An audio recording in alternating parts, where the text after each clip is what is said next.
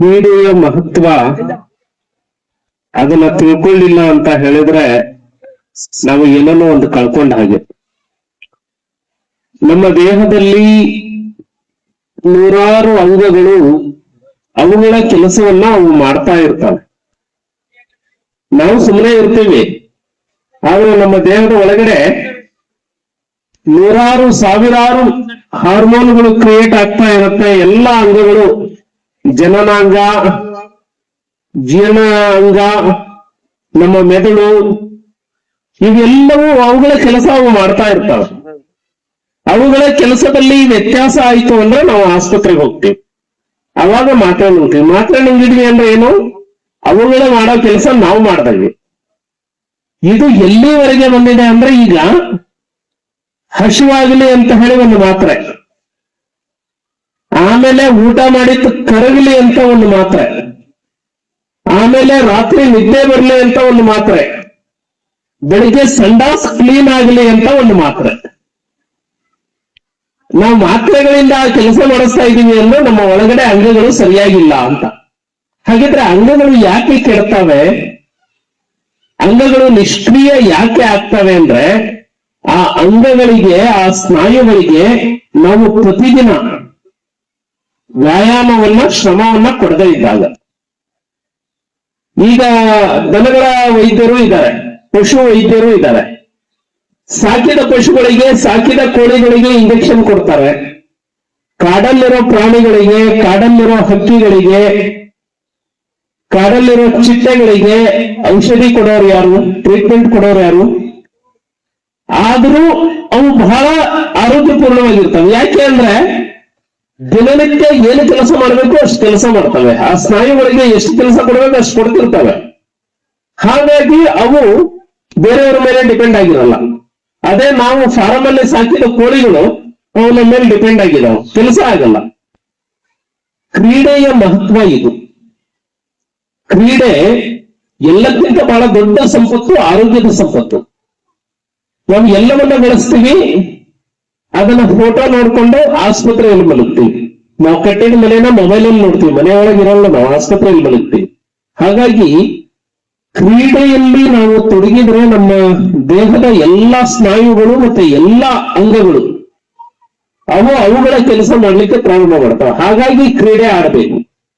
ಹಿಂದೆಲ್ಲ ತಂದೆ ತಾಯಿಗಳು ನಾವು ಸಣ್ಣವರಿದ್ದಾಗ ಆಟ ಆಡೋದಕ್ಕೆ ಹೋಗಿ ಹೋಗಿ ಮನೆಯಿಂದ ಅಪ್ಪ ಅಮ್ಮನಿಂದ ಹೊಡೆಸ್ಕೊಂಡಿದ್ದೀವಿ.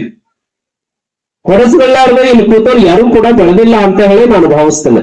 ಎಲ್ಲರೂ ಆಟ ಆಡ್ಲಿಕ್ಕೆ ಹೋದ್ರೆ ಊಟ ಮಾಡೋದು ಮರಿತಿದ್ವಿ, ಮನೆಗೆ ಹೋಗೋದು ಮರಿತಿದ್ವಿ, ಎಲ್ಲವನ್ನ ಮರೆತು ಆಟ ಆಡ್ತಿದ್ವಿ. ಈಗಿನ ಮಕ್ಕಳು ಆಟ ಆಡ್ರಿ ಅಂದ್ರೆ ಆಟಕ್ಕೆ ಹೋಗಲ್ಲ, ಮೊಬೈಲ್ ಅಲ್ಲಿ ಆಟ ಆಡ್ತಾವ.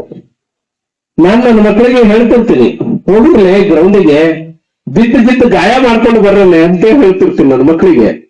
ಯಾವ ಗಾಯ ಇಲ್ಲ. ನಾವು ನೀವು ಎಲ್ಲ ಮೊಣಕಾಲ ಚಪ್ಪಿ ಅದನ್ನ ಕಿತ್ಕೊಳ್ಳಾರ್ದವ್ರು ನಾವು ಬೆಳೆದೇ ಇಲ್ಲ. ನಾವು ಅದು ಒಂದಲ್ಲ ಒಂದು ಭಾಗದಲ್ಲಿ ಎಲ್ಲಾದ್ರೂ ಒಂದ್ ಕಡೆ ಚರ್ಮ ಕಿತ್ತಿದ ಗಾಯ ಇರ್ತಿತ್ತು. ಅಟ್ಲೀಸ್ಟ್ ಎಡವುತ್ತಿದ್ವಿ, ಬಿದ್ದು ಚರ್ಮ ಕಿತ್ಕೊಳ್ತಿದ್ವಿ. ಈಗಿನ ಮಕ್ಕಳಿಗೆ ಅದು ಆ ಅನುಭವನೇ ಇಲ್ಲ. ಹಾಗಾಗಿ ಹಿಂದಿನವರು ಎಷ್ಟು ಚೆನ್ನಾಗಿ ಸುಮಾರು 80-100 ವರ್ಷ ಸಹಜವಾಗಿ ಬದುಕ್ತಿದ್ರು. ಈಗ ನಾವೆಲ್ಲ 60ಕ್ಕೆ ಬಂದಿದ್ದೀವಿ. ಇನ್ನು ನಮ್ಮ ಮುಂದಿನ ಪೀಳಿಗೆ 40ಕ್ಕೆ. ಯಾಕೆ ಅಂತ ಹೇಳಿದ್ರೆ ಈಗಿನ ಆಹಾರ ಪದ್ಧತಿ, ಈಗಿನ ದೈಹಿಕ ಚಟುವಟಿಕೆ. ಹಾಗಾಗಿ ಮುಂದೆ ಒಂದು ದಿನ ಇಂಥ ದಿನಗಳು ಬರಬಹುದು, ನೀನು ಗಳಿಸೋದು ಬೇಡ, ನೀನು ಒಳ್ಳೆ ನೌಕರಿಗೆ ಹೋಗೋದು ಬೇಡ, ನಿನ್ನ ದೇಹವನ್ನ, ನಿನ್ನ ಆರೋಗ್ಯವನ್ನ ನೀನು ಚೆನ್ನಾಗಿ ಇಟ್ಕೋ ಅಂತೇಳಿ ಹೇಳೋ ದಿನಗಳು ಬರಬಹುದು. ಹಾಗಾಗಿ ನಾವೆಲ್ಲರೂ ಕ್ರೀಡೆಯನ್ನ ಬಹಳಷ್ಟು ಪ್ರೋತ್ಸಾಹಿಸಬೇಕು. ಮೈಯಿಂದ ಬೆವರು ಸೃಷ್ಟಿ ಆಗಲೇಬೇಕು, ಬೆವರು ಹೊರಗೆ ಬರಲೇಬೇಕು. ಪ್ರತಿದಿನ ನಮ್ಮ ದೇಹದಿಂದ ಬೆವರು ಬರ್ತಾ ಇದೆ ಅಂದ್ರೆ ನಮ್ಮ ದೇಹದ ಎಲ್ಲ ವಿಷಕಾರಿ ಅಂಶಗಳು ದೇಹದಿಂದ ಹೊರಗೆ ಹೋಗ್ತಾ ಇದ್ದಾವೆ ಅಂತ. ಈಗ ಆ ಬೆವರು ಸಂಸ್ಕೃತಿ ಅನ್ನೋದೇ ಇಲ್ಲ. ಹಾಗಾಗಿ ಈ ಕಪ್ಪಲಗುದ್ದೆಯಲ್ಲಿ ಆಟದ ಬಗ್ಗೆ ನಿಮ್ಮ ಎಲ್ಲ ಪ್ರೋತ್ಸಾಹ ನೋಡಿದ್ರೆ ಬಹಳ ಸಂತೋಷ ಆಗತ್ತೆ. ಇಂತಹ ಪ್ರೋತ್ಸಾಹ ಇದ್ದಾಗ ಮಾತ್ರ ಕ್ರೀಡಾಪಟುಗಳು ಬೆಳಿಲಿಕ್ಕೆ ಸಾಧ್ಯ. ಕ್ರೀಡಾಂಗಣಗಳು ಉಳ್ಕೊಳ್ಬೇಕು, ಆಟದ ಮೈದಾನಗಳು ಉಳ್ಕೊಳ್ಬೇಕು. ಈಗ ಆಟದ ಮೈದಾನಗಳು ಬಹಳ ಕಡಿಮೆ ಆಗಿದ್ದಾವೆ. ಶಾಲೆಗಳು ಕಟ್ತಾರೆ, ಶಾಲೆಗಳಿಗೆ ಆಟದ ಮೈದಾನಗಳು ಇಲ್ಲ ಈಗ. ಅಂತ ಸಂದರ್ಭದಲ್ಲಿ ತಾವೆಲ್ಲರೂ ಕೂಡ ಬಹಳ ಆಸಕ್ತಿಯಿಂದ ಆಟದ ಮೈದಾನವನ್ನ ಎಲ್ಲ ಇಟ್ಕೊಂಡು ಈ ರೀತಿ ಯುವಕರನ್ನ ರೆಡಿ ಮಾಡಿ ಯುವಕರನ್ನೆಲ್ಲ ಕ್ರೀಡೆಗೆ ಪ್ರೋತ್ಸಾಹಿಸೋದು. ಬಾಲ್ಯದಿಂದ ಒಬ್ಬ ಹುಡುಗನಿಗೆ ಆಟ ಆಡೋದಕ್ಕೆ ಹಚ್ಚಿ ಅವನು ಯಾವ ದುಶ್ಚಟನೂ ಕಲಿಯಲ್ಲ. ನನ್ನ ಪ್ರಕಾರ ದುಶ್ಚಟ ಯಾಕೆ ಕಲಿತಾನೆ ಅಂದ್ರೆ ಅವನಿಗೆ ಅವನ ಮೇಲೆ ಅಭಿಮಾನ ಇಲ್ದವನು ಕಲಿತಾನೆ. ಆಟ ಆಡ್ತಾ ಅವನ ದೇಹ ಒಂದು ಸೌಂದರ್ಯ ತಗೊಳ್ಲಿಕ್ಕೆ ಶುರು ಆಯ್ತು ಅಂದ್ರೆ, ಕಟ್ಟುಮಸ್ತು ಬಂತು ಅಂದ್ರೆ ಆತ ದುಶ್ಚಟದಿಂದ ದೂರ ಇರ್ತಾನೆ. ಗುಟ್ಕಾ ತಿನ್ನಲ್ಲ ಆತ ಸಿಗರೇಟ್ ಸೇದಲ್ಲ, ಆತ ಹೆಂಡ ಸಾರಾಯಿ ಕುಡಿಯಲ್ಲ. ಈ ಆಟ ಆಡ್ಲಾರದ ಮನಸ್ಸುಗಳು ಇವೆಲ್ಲ ಕಲಿತಾವ.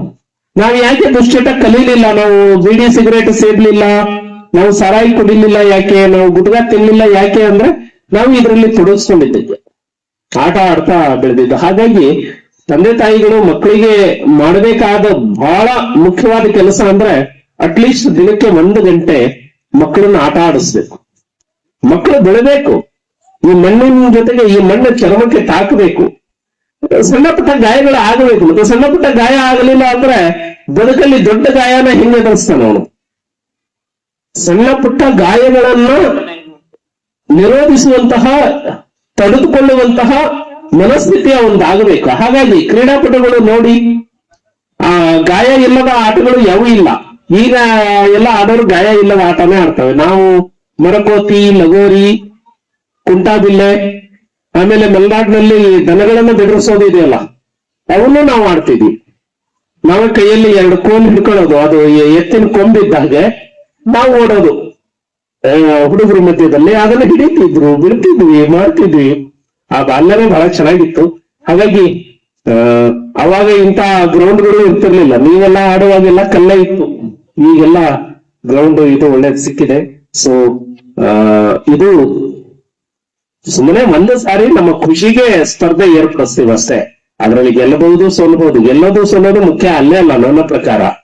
ಆದ್ರೆ ಆಟ ಆಡೋದು ಬಹಳ ಮುಖ್ಯ. ಇದು ಒಂದು ಸ್ಪರ್ಧೆ, ಇವತ್ತು ಒಂದು ದಿನ. ಆದ್ರೆ ದಿನನಿತ್ಯ ಇಷ್ಟು ಆಟ ಆಡ್ಬೇಕು.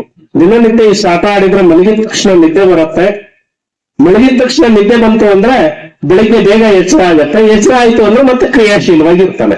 ಸೊ ಹಾಗಂತೇಳಿ ಸಣ್ಣ ಮಕ್ಕಳು ಆಟ ಆಡೋದೇ ಹೇಳಿದಾನು ಪಿ ರಾಜು ಅಂತೇಳಿ ಎಲ್ಲಾ ಓದೋದು ಬಿಟ್ಟು ಬರೀ ಆಟಕ್ಕೆ ಹಿಡಿದು ನನ್ನ ವಹಿಸಬೇಡಿ. ಅವನಲ್ಲೇ ಬಂದು ಪಿ ರಾಜು ನಮ್ಮ ಮಕ್ಕಳನ್ನೆಲ್ಲ ಹಾಳು ಮಾಡಬಹುದಾ, ತುಪ್ಪನ ಗುದ್ದೆಗೆ ಆಟ ಆಡ್ರಿ ಅಂದಂತ.